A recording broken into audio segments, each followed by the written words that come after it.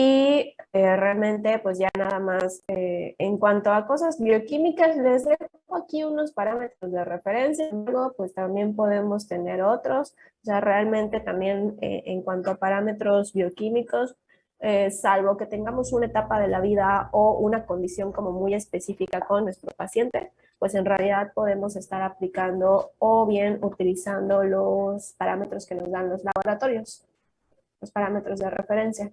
Bueno, a algunos profesionales les gusta utilizar más esos porque pues estos van acorde a la técnica que usó el laboratorio, ¿no? Porque pues también la técnica, la obtención de los resultados y el monitoreo va a depender justamente de, de esos mismos factores, ¿no? Entonces, realmente si su paciente no está complicado, ¿no? Como para algo, pueden utilizar esos mismos valores, ¿sí? Realmente no quiero ahondar tanto, esto se los voy dejando como referencia. Si de todas maneras van a utilizar otra referencia en evaluación del estado nutricional, también adelante, no hay ningún problema.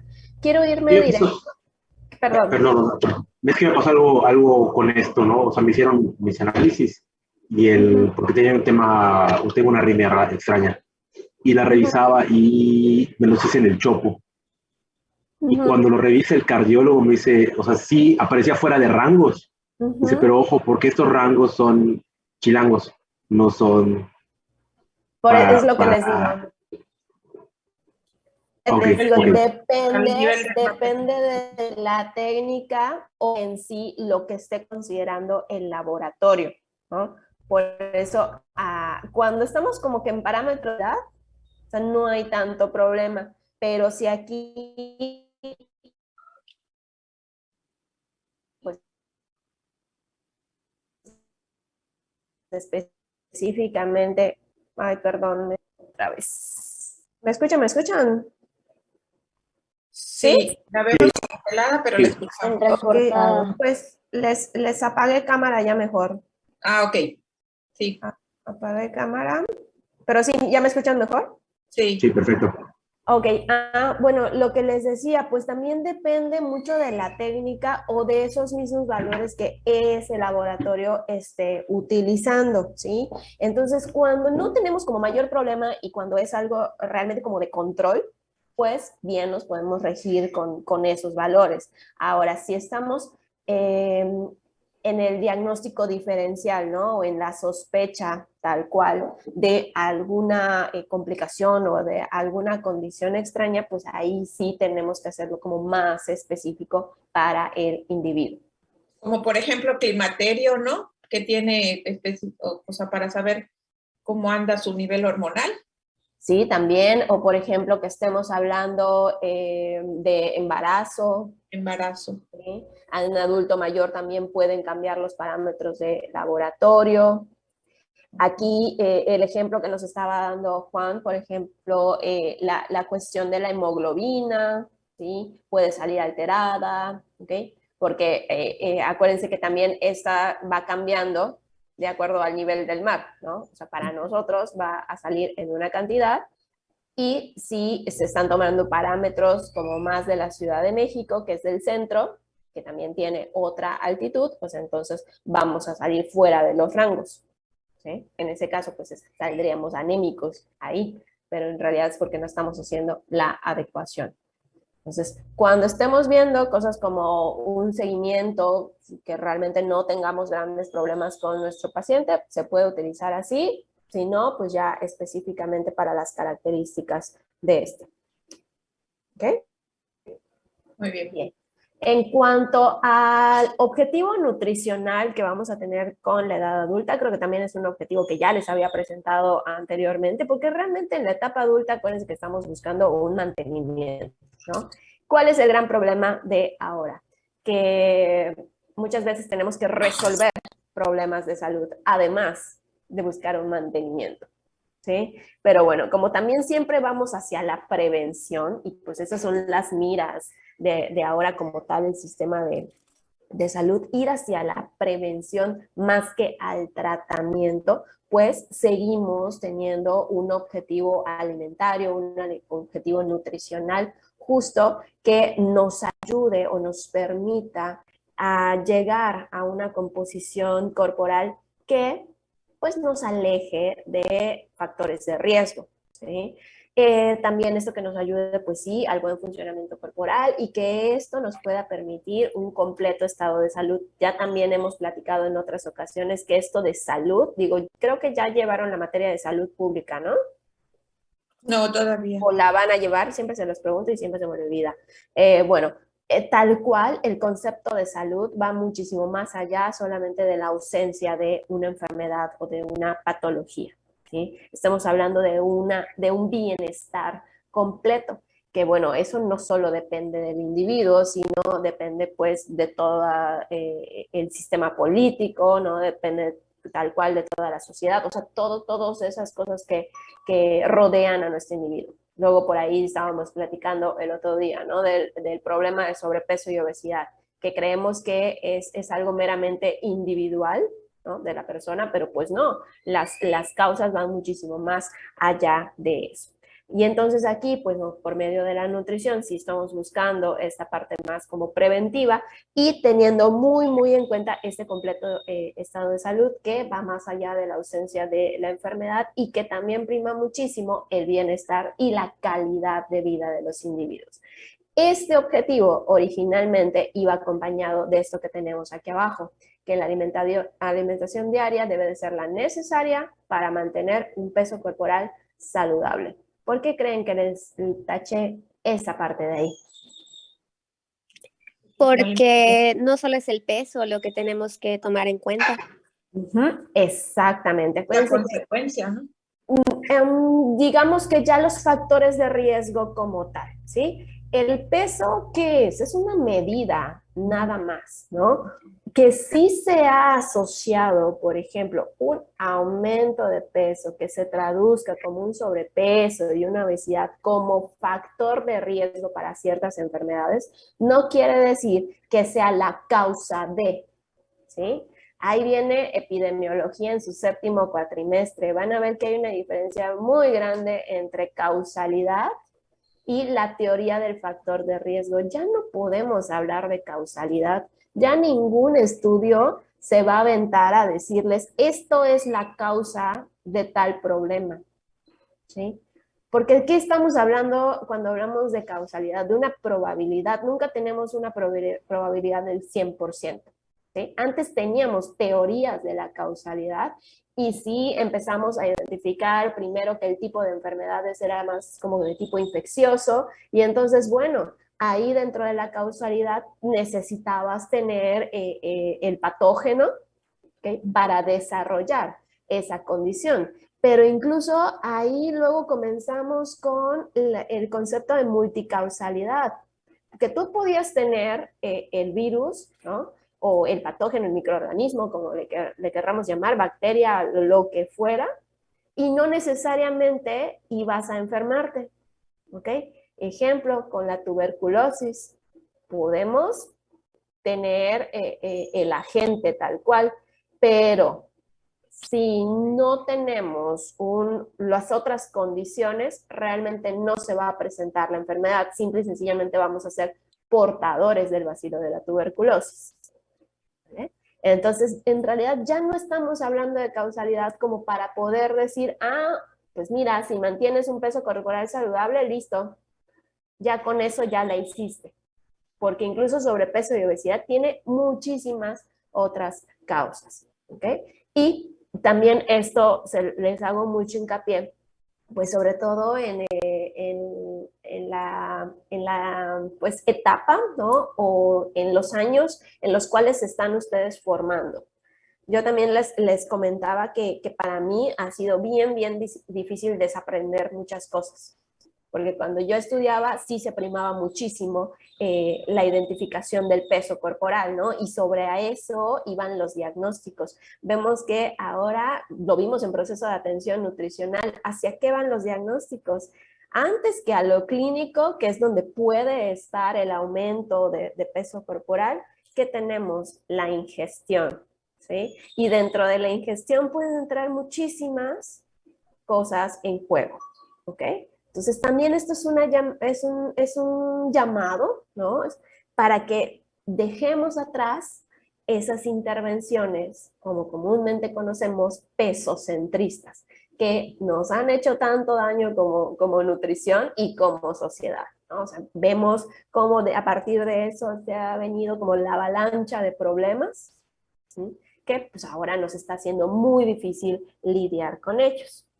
Entonces, así como ustedes vieron desde Nutrición 1, que alimentación y nutrición son procesos bien complejos, pues trátenlos como procesos complejos, ¿sí? Que tienen muchos factores que van a influir en ellos, mucho más allá de solamente el peso de la persona.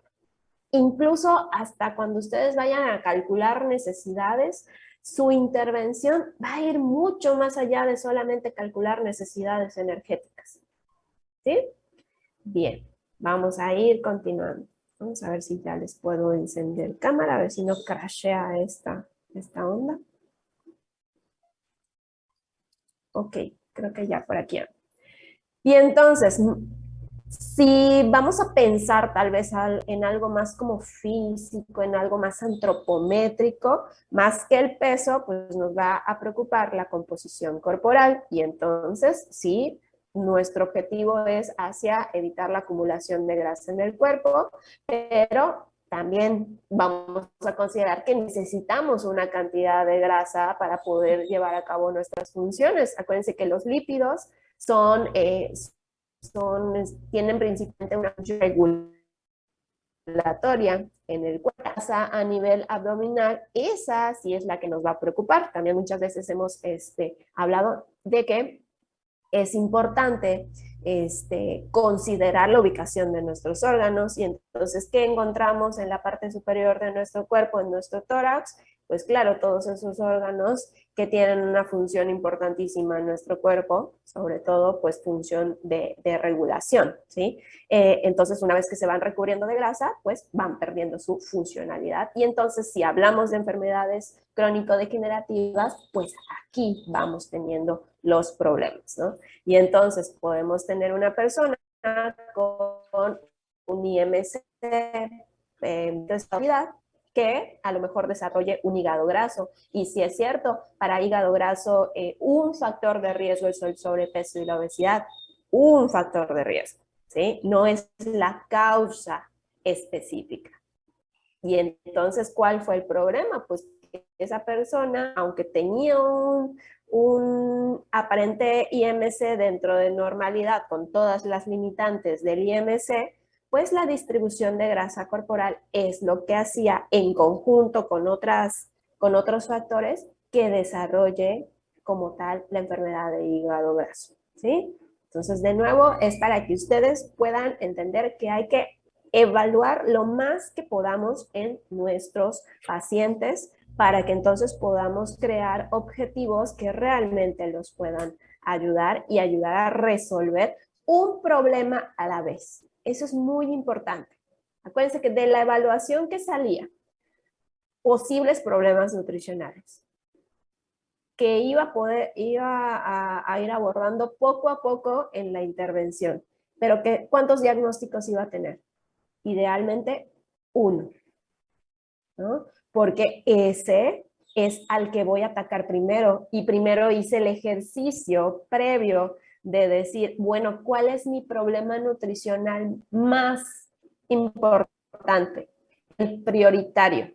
Y también me hice el ejercicio de preguntar que si tal vez resolviendo ese problema podría resolver como por efecto dominó otros que mi paciente tuviera. ¿Vale? Por eso es muy importante hacer toda esta parte del proceso de evaluación del estado nutricional.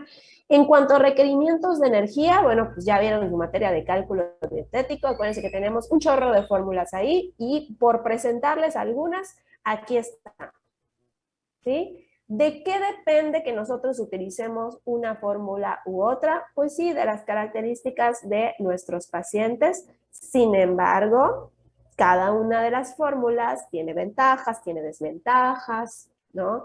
Tiene limitantes dentro de esas desventajas. Y entonces voy pensando, bueno, ¿cuál me da mejor información si es que lo que necesito a la hora de calcular o darle la intervención a mi paciente, necesito tener algo específico en cuanto a la cantidad de energía. Y bueno, por mencionarles algunas, pues claro, nuestra famosísima Harris Benedict no puede faltar, que lo utilizamos desde 1919 y ahí sigue, o sea, no se le ha podido desbancar porque sigue teniendo pues una utilidad pues bastante confiable, no en todos los casos, ¿sí? Pero un nivel de confiabilidad bastante bueno. La fórmula de Mifflin, que ¿cuál fue el objetivo de la fórmula de Mifflin? ¿Se acuerdan?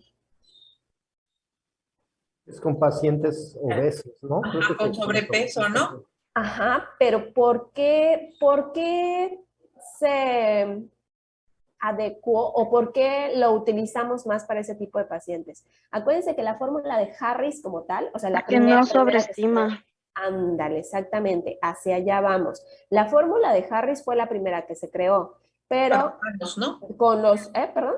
Para pacientes sanos. Sí, exactamente. Pues en general de cualquier fórmula para estimación de gasto energético. Sí fue la primerita, la primerita.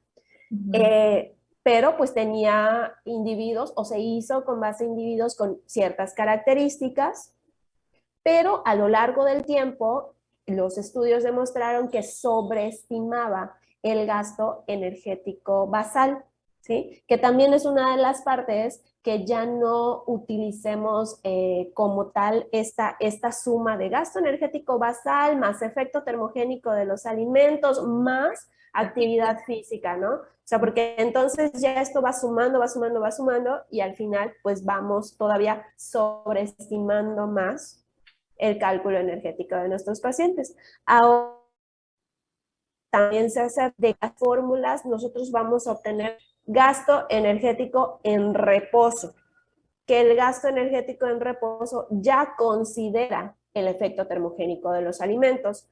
Por lo tanto, es bastante usual ver que no tengamos de un Harris, de un Mifflin, solamente lo multipliquemos por actividad física y ya vamos a obtener nuestro gasto. ¿Sí? Oigan, ¿sí me están escuchando? Siento que se está cortando. Se corta por ratitos. Bueno, voy a mantener mi camarilla apagada, ¿vale? Porque creo que Pero eso ¿podría igual... repetir lo último, por favor? Sí, sí, sí, sí. Les estaba comentando que antiguamente, ¿cómo lo hacíamos? Calculábamos con cada una de nuestras fórmulas y considerábamos, ¿no? Que nos daban gasto energético basal, ¿no? Y a eso añadíamos 10% en promedio del efecto termogénico de los alimentos más la parte de la actividad física. Pero a lo largo del tiempo, ¿qué nos dimos también cuenta? De que esto era una sobreestimación, ¿sí? Entonces ahora se acepta que podemos obtener de estas fórmulas como Harris, como Mifflin, el gasto energético en reposo, que acuérdense que gasto energético en reposo incluye también el efecto termogénico de los alimentos, ¿sí? ¿Me siguen, chicos? Sí. Sí. Maestra, me hace pensar si ya uno puede considerar a su criterio como un nutriólogo,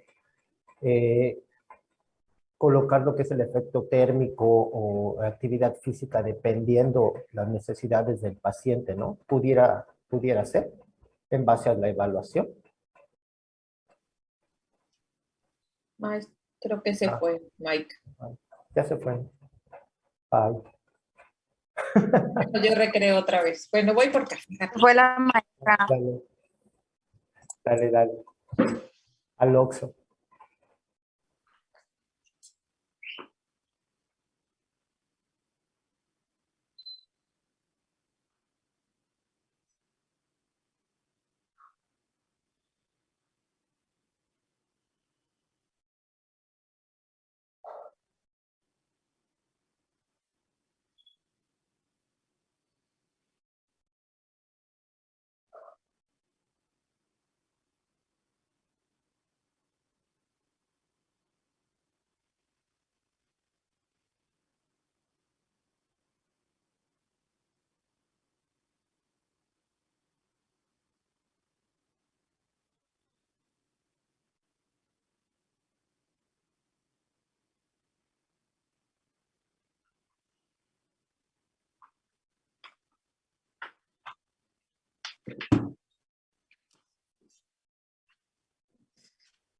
¿Aló? ¿Me escuchan de nuevo? Sí, Sí. Oye, perdón, espérense, ya vine a hacerle aquí a un lado ¿cómo se llama? Del módem, a ver si así me funciona un poco más. Pero sí les voy a dejar cámara apagada, ¿ok? ok, maestra. Bueno, vamos a ver. Ok. Uy, ahorita les sigo compartiendo.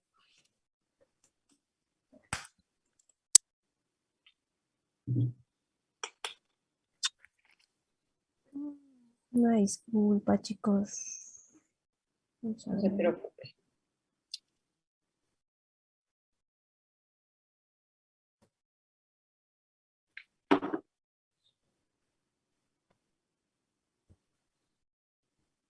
A ver, creo que ahí ya están viendo la presentación, ¿verdad? Sí, maestra, ya. Sí. Ok, perfectísimo. Entonces, bueno, creo que retomo la explicación que estábamos haciendo, ¿verdad?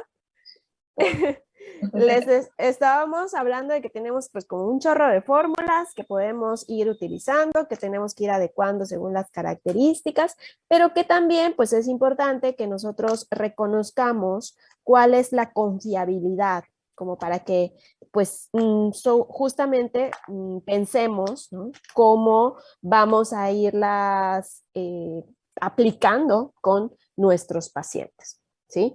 Y también dentro del estudio que se ha hecho de las fórmulas que se fue identificando, que en un inicio la gran mayoría de ellas estaban hechas para calcular gastos energéticos basales, ¿sí? Es decir, lo mínimo que nosotros necesitamos para llevar a cabo nuestras funciones. ¿Sí? ¿Se acuerdan de como tal el significado de gasto energético basal? Pues básicamente es eso, la energía mínima que nosotros necesitamos para vivir. Sin embargo, pues también a través del tiempo que se ha visto que más que calcular gasto energético basal, calculan gastos energéticos en reposo. ¿Se acuerdan cuál era la diferencia entre un gasto energético basal y un gasto energético en reposo? Sí, que una ya tenía el efecto termogénico de los alimentos. Exacto. Uh-huh. El ETA, ¿no? El efecto termogénico de los alimentos. Muy bien. Por lo tanto, pues ahora se acepta que a estas nada más les vamos a ir añadiendo actividad física. Y bueno, eso se ha venido pues estudiando a lo largo de los años. Ahora, entre Mifflin y Harris, pues Mifflin principalmente tuvo el objetivo de venir a resolver, ¿no? O corregir, más que resolver, corregir la sobreestimación que tenía Harris, ¿sí? Por eso es que tiene ahí otros, obviamente otros datos, pero también, o sea, que viniera a corregir esa sobreestimación hizo que se metieran personas con una mayor cantidad de características a su estudio y que por eso ahora reconocemos que la podemos utilizar en pacientes que tienen sobrepeso o que tienen obesidad, ¿no? Que es como un poquito más fiable o confiable, ¿no? Los datos que obtenemos de ellas. Sin embargo, pues vamos a ver que siguen siendo las dos fórmulas como de gran utilización por la gran variedad, cantidad de variables que utilizan. También consideren que mientras más variables tenga una fórmula, va a ser un poco más confiable, ¿sí? ¿Por qué? Porque estamos considerando características particulares de los individuos de una forma bien específica. Lo mismo pasa con el requerimiento energético estimado. ¿Vieron estas fórmulas de requerimiento energético estimado en cálculo? No ¿Sí? me acuerdo, creo que sí. Son las del Instituto de Medicina. Son las del Instituto de Medicina. La cuestión aquí con las fórmulas de requerimiento energético estimado es que estas ya directamente nos calculan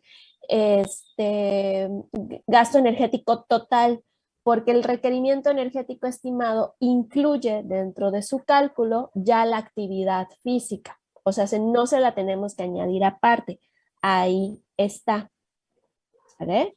También vamos a considerar otra cosa. Tuvieron diferentes comparadores. Harris y Mifflin, el comparador para saber qué tanto se ajustaban al gasto energético del individuo fue una calorimetría indirecta. El requerimiento energético estimado no fue con calorimetría, fue con agua doblemente marcada. Entonces, de ahí que también se considere ya directamente la actividad física, porque pues la medición de agua doblemente marcada implica estar siguiendo a nuestros pacientes por un periodo largo de tiempo, ¿sí? De todas maneras, pues ahorita vamos a ir viendo por qué las resalto aún más por el número de variables que tienen, ¿sí?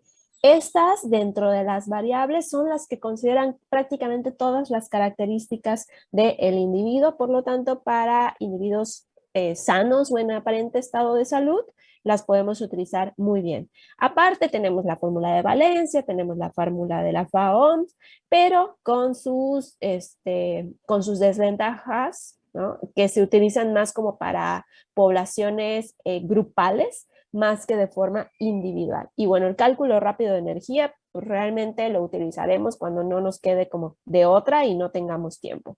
Harris, pues aquí tienen la fórmula. Actividad física. Yo cómo les recomiendo aplicar la parte de actividad física. Pueden utilizar estos que tenemos aquí abajo, estos niveles de actividad física, el peso, que acuérdense que podemos influir bien rápido en él, ¿sí? O de una forma, pues, muy fácil en él, ¿sale? Entonces, dentro de todas las variables, pues, prácticamente es la menos confiable, ¿sí? Y para la variable de edad, pues sí, es a partir de la población adulta, pero realmente nada más hace cortes a los 30 años y después de los 30 a los 60 años vemos así un rango de edad muy amplio. ¿Sí? Que sí es cierto, se va acelerando el envejecimiento, sin embargo, pues también vamos a encontrar cortes dentro de esas edades, ¿sí? Vamos a encontrar ahí al adulto joven, pero también al adulto maduro. Entonces, pues sí está hecha con características para la población mexicana, sin embargo, esto de que tenga, no utilice, por ejemplo, también la talla, ¿no? Para poder medir superficie corporal, y superficie corporal es algo que influye en el gasto energético de un individuo, bueno, pues va haciendo que se vaya perdiendo un poquito la confiabilidad, ¿no? O pues sí, prácticamente sería confiabilidad a la hora de utilizarse, ¿no? Porque los resultados pues pueden estar sesgados, ¿ok? Sí. Me voy a regresar un poquito para la de Harris y les decía en cuanto a la actividad física. Yo, la mayoría de las ocasiones, lo que hago es calcular Harris como gasto energético en reposo más la parte de la actividad física, ¿sí? Para la actividad física me gusta utilizar estos niveles que tenemos acá, ¿no? También dentro de la recomendación es que utilicen un poco más como el promedio o la cantidad específica para el nivel, aunque también la otra opción es que, pues dependiendo de su paciente, puedan ir utilizando los rangos que tenemos de este lado, ¿sí? También sí se va a ir ajustando, pero siempre háganse la pregunta, ¿cuánto le van a estar aumentando extra por esa actividad física que está haciendo el sujeto?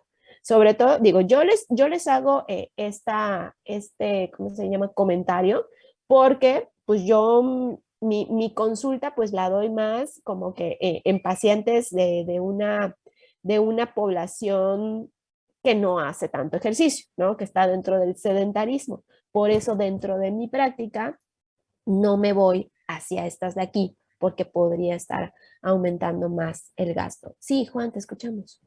Es que era precisamente sobre este tema, porque veo que está como que la primera recomendación, por ejemplo, de sedentario es 1, Ajá, pero... entonces que no vas a agregar nada. Exactamente, se va a quedar tal cual. Pero también comentas que puede ser mayor o igual a 1, o sea, entre el rango de 1 a 1.4. A 1.4, exactamente. Pero, o sea, este 1.4 me parece que es ya muy Excesivo. elevado, ¿no?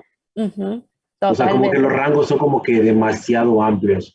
Demasiado amplios, exactamente. No, y que de hecho tampoco podemos decir que sean un promedio. Lo que pasa es que estos de aquí ya tienen más que ver cuando tú calculas por cada una de las horas y el tipo de actividad que está haciendo tu paciente. Entonces, bueno, ahí sí se presta más a que puedas obtener rangos. Ahora, que dentro de otros rangos que podemos utilizar, pues pueden ser estos que tenemos acá, que vemos que una actividad que siga siendo pues más como entre sedentaria y bastante ligera, tú te puedes ir de un 10 a un 20%. Entonces pon tú que si tu paciente no hace absolutamente nada más que sus actividades de día a día, que acuérdense que la OMS también que nos marca dentro de la actividad física, que tenemos dos tipos de actividades, las obligatorias y las recreativas, ¿sí? Dentro de las obligatorias, pues es lo que hacemos dentro de nuestro día a día, ¿no? Y eso incluye nuestro trabajo, nuestra movilidad, todo. Lo recreativo, ¿qué incluye? Lo extra A. Por eso esa también recomendación mínima de la Organización Mundial de la Salud de 150 minutos como mínimo a la semana de actividad física moderada es extra, ¿sí? A todas las actividades que hacemos. Es prestarle ese tiempo para realizar en específico actividad física. O sea, sí está bien que un paciente te diga, bueno, es que ya estaciono mi coche más lejos, ¿no? Es que pues ahora trato de irme en camión pues para moverme un poquito más. Está bien, al inicio está bien si era completamente sedentario, ¿sí? Pero eso no es suficiente para elevar realmente las necesidades que tiene, ¿ok? Aquí, ¿qué sería el siguiente paso? Bueno, vamos a realizar, aparte de eso que estás haciendo, asegúrate que 15, 20 minutos hagas actividad física enfocado a hacer actividad física y eso lo vayas haciendo 5, 6 días como mínimo, claro, para que alcances esa parte de los 150 minutos, ¿sí? Y entonces aquí estamos entrando en lo leve o en lo ligero, que es añadirle un 10, un 20% para esa actividad que está haciendo. ¿Sí? Entonces, aquí como Estoy que un poco vamos. confundida, maestra. Es que eso le iba a preguntar. ¿Cómo podemos considerar, o sea, de acuerdo a, por ejemplo, lo que acaba de mencionar, a minutos a lo mejor de actividad física? O sea, me queda claro que sedentario, pues, aquella persona que no se mueve y que a lo mejor empezamos como bien indica, ¿no? Hacer pequeños cambios como estacionar el coche, etcétera, subir escaleras, pero no está haciendo ejercicio, digamos, de manera consciente como tal. Si comienza, ¿hay algún parámetro en donde yo pueda ubicar? Por ejemplo, comenzó con, no sé, voy a inventar, ¿ok? Media hora, 3 veces a la semana. Aún lo considero una actividad física, sedentaria, pero a lo mejor aumentó a 5 veces, a lo mejor aumentó a 1 hora, 5 veces a la semana. O sea, ¿existe algún parámetro o una tabla donde yo pueda posicionar a mi paciente? No, porque eso es muy difícil, porque el paciente está haciendo su propio comparador y tú no puedes hacer un comparador con toda la población, ¿no? O sea, para hacer esas equivalencias está muy difícil, ¿sí? ¿Y cómo tomo el criterio? ¿Con qué criterio lo establezco? Ahí yo te podría decir que de poquito en poquito tú le vayas aumentando un poco la actividad física. Primero que te asegures también que esa actividad física que ya empezó a hacer está convirtiéndose en un hábito, ¿sí? Porque Okay. si una semana la hace, pero a la siguiente semana ya no, sigue siendo un paciente sedentario, Ok. ¿sí? Por eso incluso, bueno, yo también les comparto, ¿no? Cuando empiezo a ver a un paciente, si tengo que ajustarle ¿cómo se llama? Su gasto energético y es completamente sedentario, al menos en la primera consulta o en la primera intervención, yo no considero que ya vaya a hacer actividad física. Hasta la siguiente consulta y que yo pueda evaluar, ahora sí, monitorear sus resultados, si ya está haciendo la actividad física de forma constante, porque generalmente yo los veo hasta el mes, entonces es cuando ya empiezo a aumentar un gasto por la actividad, ¿sí? Eso pensando que yo esté centrando mi intervención en el cálculo de sus necesidades, porque ¿cuál es la otra realidad? Que muchas veces lo ajustamos según lo que están comiendo, ¿sí? Y su cálculo de necesidades me sirvió para la evaluación, Ajá, ¿sí? O sea, me sirvió para ver la suficiencia de la dieta, ajá. ¿vale? Pero Ok. para la intervención es válido decir, no voy a utilizar el cálculo de sus necesidades. Voy a hacer una diferencia en cuanto a lo que está consumiendo actualmente. Ok, ok. ¿Sí? O sea, aquí no, yo como siempre les digo, no hay una sola resolución de un Ajá. caso clínico. No hay una sola. Cuando estamos hablando de patologías, bueno, pues nos estamos ajustando que tenemos una patología, ¿no? Y que hay guías de práctica clínica para esas patologías, ¿no? Porque pues hay un deterioro en específico de algún órgano y a partir de eso se están presentando complicaciones, ¿sí? Entonces, claro, es más difícil la dietoterapia. Sin embargo, creo que puede haber pautas que nos marcan más como cuál va a ser nuestro rumbo. Cuando nada más estamos hablando de dietética, yo creo que siempre es un estira y afloja con nuestro paciente y que el mismo paciente va a ser su punto de inicio y él va a ser su mismo comparador. Sí, ¿Vale? sí. Sí, o sea, yo sé que es difícil así como que entenderlo desde el inicio, a mí me costaba muchísimo, esto lo va saliendo mucho Con la más como práctica, ¿no? con la práctica, exactamente, así es. Sí. Muy bien, gracias, Max. Dale, continúo, bueno, aquí viene entonces la actividad física moderada, Guillermo, nadar. Ese Sí, ese es un paciente claro, así de, es que sí, nado como 5, no menos como 10. bueno, ay, qué clase de pacientes atienden, chamacos. Es que son, y al final no eran kilómetros, eran vueltas. Sí, o es que hago ejercicio 5 veces a la semana. Bueno, en realidad sí pago el mes del gimnasio, pero solo voy 3 veces al mes. Sí, o sea, por eso es importante generar ¿qué? Un ambiente de confianza con nuestro paciente, chicos. Acuérdense que también parte de desarrollarnos dentro de una práctica es poder identificar cuando el paciente está siendo completamente sincero. Incluso dentro de, van a empezar a ver en metodología, ya saben que me encanta meterles clases de otras cosas. Hay sesgos, ¿sí? Y dentro de los sesgos que están identificados, más allá de esos probabilísticos, hay un sesgo identificado como que los pacientes, por el mero hecho de estar ante un profesional de la salud, van a decirnos lo que el profesional de la salud quiere escuchar, no la realidad, Sí, ¿sí? pregunto, perdón, maestro, que interrumpa. Ajá. Esta situación lo pregunto porque, bueno, saben que estás estudiando nutrición y te empiezan a preguntar cosas. Ajá.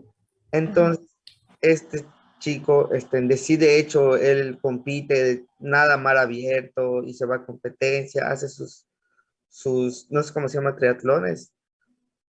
Y pero pues la realidad es que sí se nota enseguida que tiene ahí el tejido adiposo, la lonjita y todo, pero sí Guillermo. entrena todos los días y pues me hace pensar, digo, bueno, hay varios factores, pero Pero es que, bueno, ahí, como tú dices, hay varios factores, ¿sí? O sea, también una cosa va a ser la actividad física reportada y mm, también vamos a considerar que todas las actividades físicas van a ir moldeando el cuerpo de un individuo, totalmente, ¿sí? También lo que se puede identificar digo, yo no me dedico a nutrición deportiva ni nada, ¿no? Pero en cuestión de natación y todo eso, ¿cómo se llama? Los individuos siguen teniendo un porcentaje de grasa corporal considerable porque eso ayuda para que el individuo flote. Ay, como los patitas. ¿Ok? Y pues eso, digo, es parte de las características o de los somatotipos que vamos teniendo dentro de cada uno de los deportes.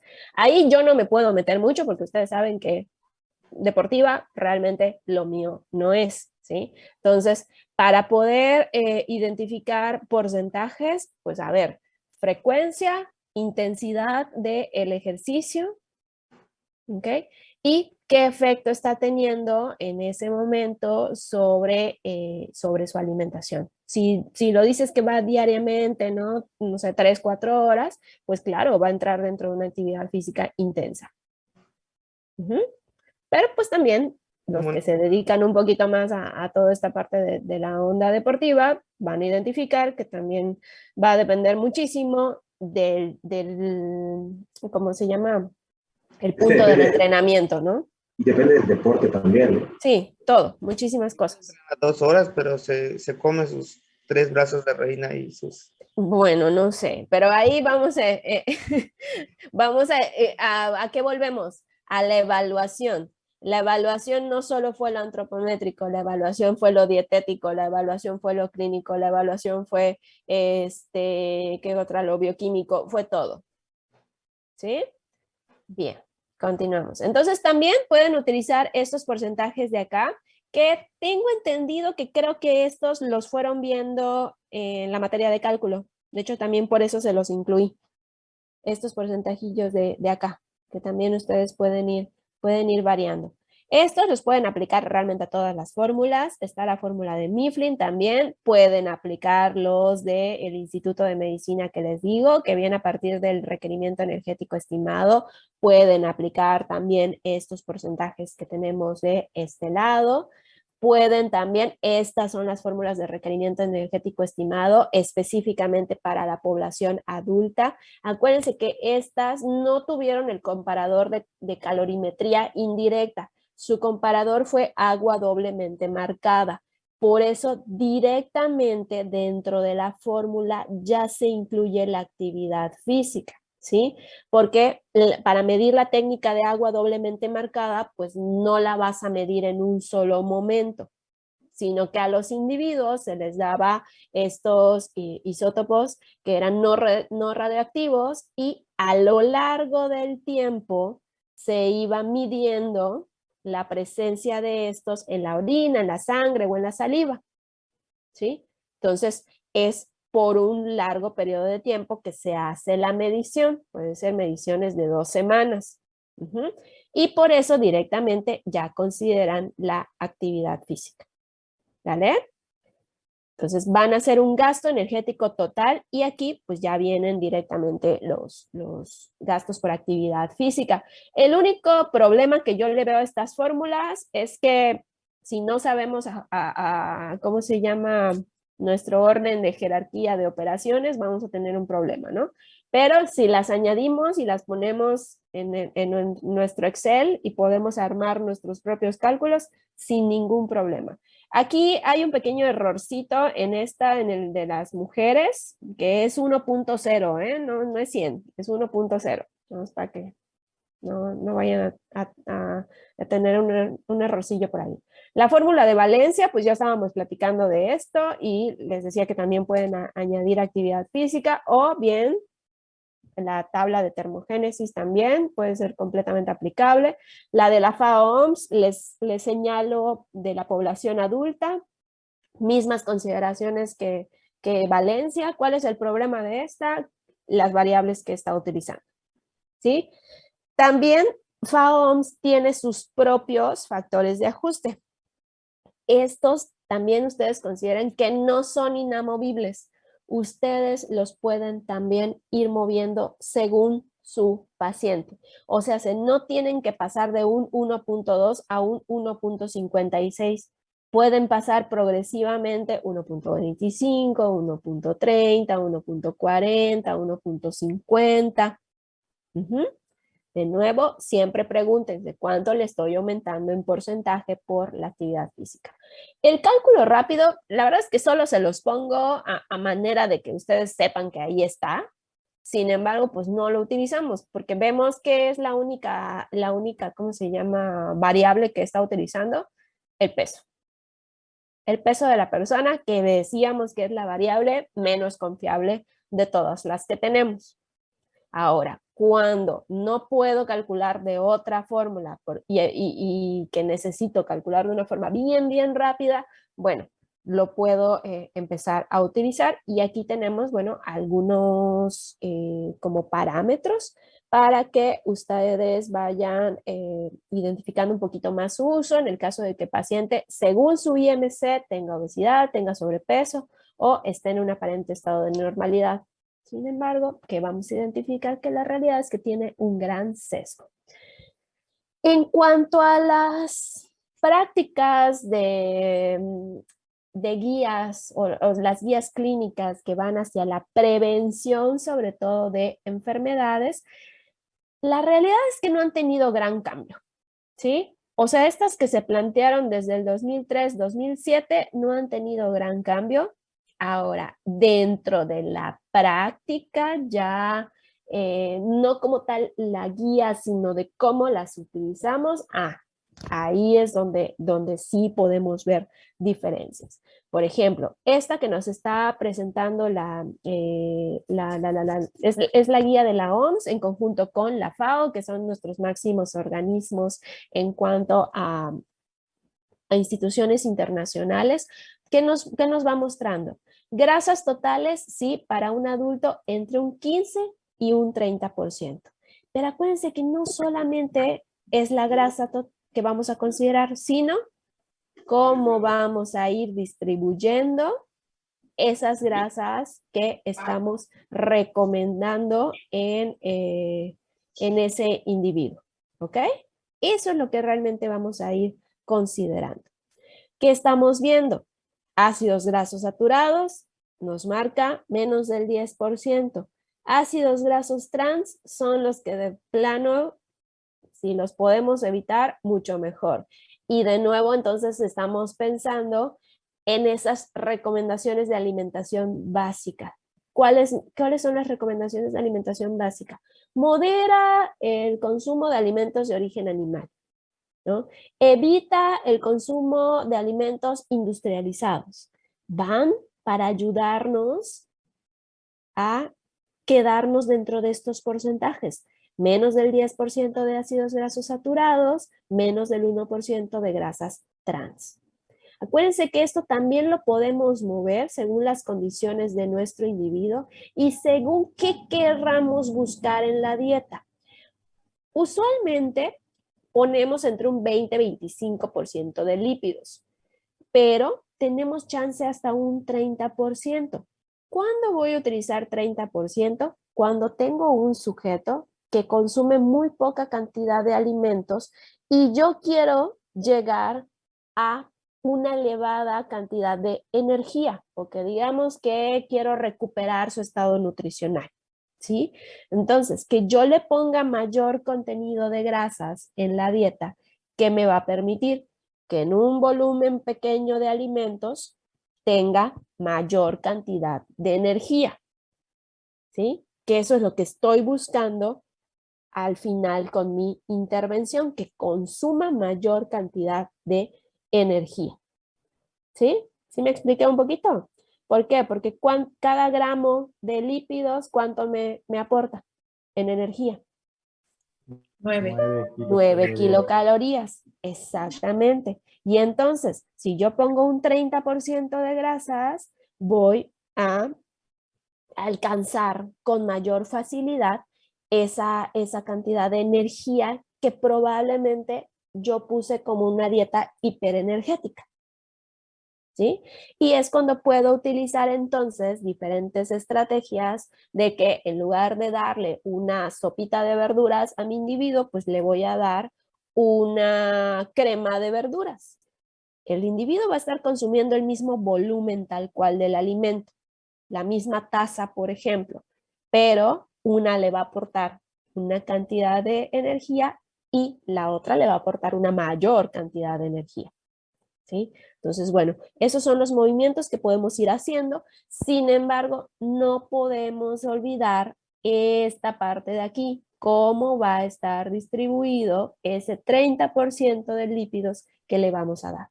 Y eso sí, tratar de no dar dietas de menos de 15% de lípidos. ¿Por qué? Porque también son necesarios. También necesitamos un mínimo de 100 miligramos de colesterol al día para seguir con nuestras funciones hormonales. Ahora sí, más de 200 miligramos de colesterol, más de 300 miligramos de colesterol al día en la dieta es cuando vamos a tener problemas. ¿Ok? Con los hidratos de carbono, acuérdense que estos siempre son nuestra ¿cómo se llama? Nuestra diferencia al final. Lo primero que vamos a calcular, ¿qué es? Proteínas, exactamente, proteínas, luego lípidos y luego los hidratos de carbono. ¿Qué vamos a cuidar en los hidratos de carbono? Los azúcares simples. Mi recomendación básica de alimentación, ¿cuál es? Consume alimentos ricos en cereales integrales, ¿no?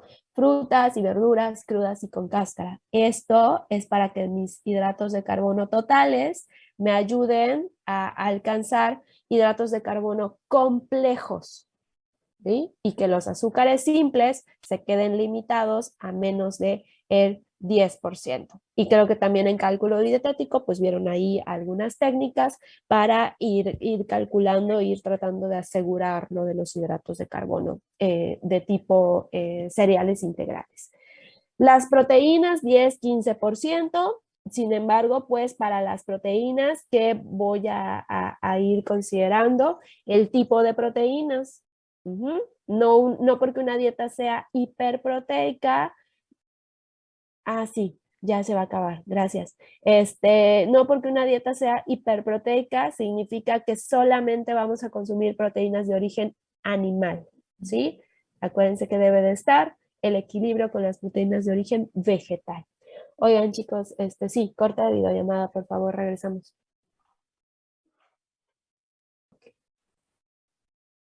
Bien, entonces, dentro de la parte de cronodisrupción, podemos encontrar el consumo de los alimentos, la hora en la cual los vamos consumiendo, incluso cambios de horario, ¿no? O sea, los individuos que continuamente están sometidos a un cambio de horario o cambios en su sueño vigilia, ejemplo, por ejemplo, los veladores, ¿no? O aquellos individuos que tienen que hacer guardias, que no está bien establecido el momento en el cual van a poder descansar, o al menos de una forma rutinaria.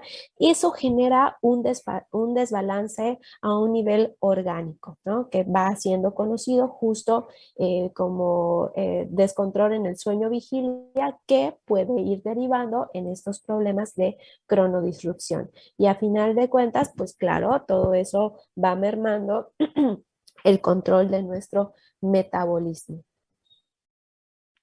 Sí, el insomnio como tal, o sea, el insomnio como tal entra dentro de esta cronodisrupción. Epigenética y programación fetal, yo creo que desde nutrición 2, desde nutrición en los ciclos de la vida, vimos la importancia de la alimentación antes y durante la gestación, ¿sí? Por el hecho de que durante la gestación que tenemos la herencia de mamá y de papá, esa herencia genética, pero que durante la etapa embrionaria y fetal se daba ¿cómo se llama? Se me fue el nombre. Es la dotación genética, la expresión génica, ¿sí? La expresión de genes. Y entonces esa alimentación que tuvo mamá desde que nosotros estábamos en su pasita va a influir, ¿sí? En nuestra vida adulta. Ahí tenemos la teoría de los orígenes de salud, pero también de la enfermedad, ¿sí? Como si hubo una sobrealimentación, pero también si hubo una subalimentación de la madre durante el embarazo, voy a tener mayor o menor riesgo en este momento de estar presentando sobrepeso y obesidad, como si mamá generó resistencia a la insulina y generó una diabetes gestacional, ya estoy teniendo factores de riesgo, ¿sí? Mi enfermedad psiquiátrica, el consumo de medicamentos que van también como parte de la enfermedad psiquiátrica, la depresión y todos esta desregulación de neurotransmisores que tenemos pueden influir. Sí, aquí ya tendríamos que adentrarnos en las causas y en los mecanismos de acción directamente, pero sí podemos identificar que ese consumo de medicamentos que se dan como parte de una enfermedad psiquiátrica, muchos sus efectos secundarios es generar un sobrepeso y obesidad en los individuos a manera de que o influyen en su apetito o influyen en su metabolismo, haciéndolo más lento. Nada más voy a terminar de mencionarles estos como para dejar el previo para la siguiente clase, chicos, ¿sale? Y disruptores endocrinos. ¿Habían escuchado hablar de estos disruptores endocrinos? No.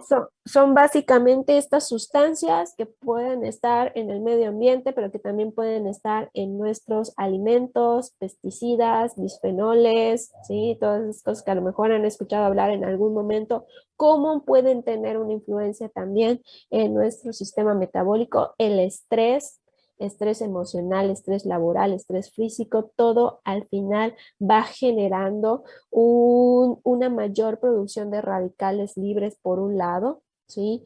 Esto, pues, ¿qué va haciendo? Que vamos disminuyendo la funcionalidad de nuestros sistemas, a razón que también vamos creando estados de inflamación que cada vez van siendo mayores y van siendo más crónicos y como tal el sobrepeso y la obesidad son un estado de inflamación.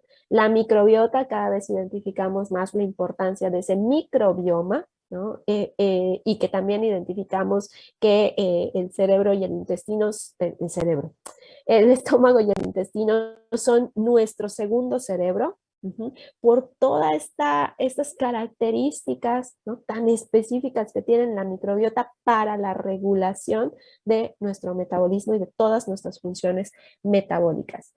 El que más reconocemos es el patrón alimentario dentro de causas de sobrepeso y obesidad, ¿no? Pero más allá de consumir más de lo que gastamos, es más bien las características de la alimentación. Cómo nuestro patrón alimentario se va más hacia un mayor consumo de alimentos ricos en azúcares simples, en grasas saturadas, que son pues más de tipo industrializado todo este tipo de alimentos, mayor contenido de conservadores, mayor contenido de alimentos de origen animal, todo eso es parte de esta disfunción del patrón alimentario. El estatus socioeconómico, si bien, ¿no? O sea, la sobrepeso y la obesidad está en ambos estados socioeconómicos, sí hay una predisposición de los estados socioeconómicos bajos, ¿no?, por el tipo de alimentos que se van consumiendo, y creo que actualmente hemos podido identificar que hasta en la población más recóndita vamos a encontrar una tiendita que va a vender coca y que va a vender papitas, ¿no? Y cómo identificamos también que el hecho de no tener tiempo y no tener muchos recursos, ¿a qué nos lleva? A estar consumiendo pues lo que tenga a mi alcance que me quite el hambre, ¿sí? Y en su mayoría, pues si tenemos estos alimentos industrializados, pues se van escogiendo estos. Y pues también todo este ambiente obesogénico en realidad, en general, que nos rodea, tanto de tipo social como de tipo económico, ¿sí? Y cómo influye dentro de nuestra alimentación. Y chicos, listo, vamos a dejarlo hasta aquí el día de hoy. Continuamos con toda esta parte de las guías de prevención y de tratamiento de sobrepeso y de obesidad para la siguiente clase, ¿sí? Y hacemos la retro del examen del día de hoy. De todas maneras, igual durante esta semana yo espero poder estarles mandando las, ¿cómo se llama? Se me fue. Las retros de sus historias clínicas, si no a más tardar lo hago el otro fin de semana, pero les voy a subir un esqueleto de una historia clínica que también les puede ayudar. ¿Va a subir calificaciones, maestra? Aguántenme. Eso sí lo voy a hacer hasta la siguiente semana, ¿sí? Porque esta semana sí viene bien pesadota, porque hay regularizaciones. Entonces, sí va a ser hasta la próxima semana que voy a ver calificaciones, ¿vale? Ok, maestra. Bueno, ok, pues muy bien, chicos. Una disculpa, pues, por tantos accidentes el día de hoy. Espero que les vaya fabuloso en sus exámenes. Nos vemos la siguiente semana. Gracias, maestras. Un sábado. Gracias, maestra. Gracias. Bueno, bye. Maestra. Bye, bye. Está bien, nos vemos.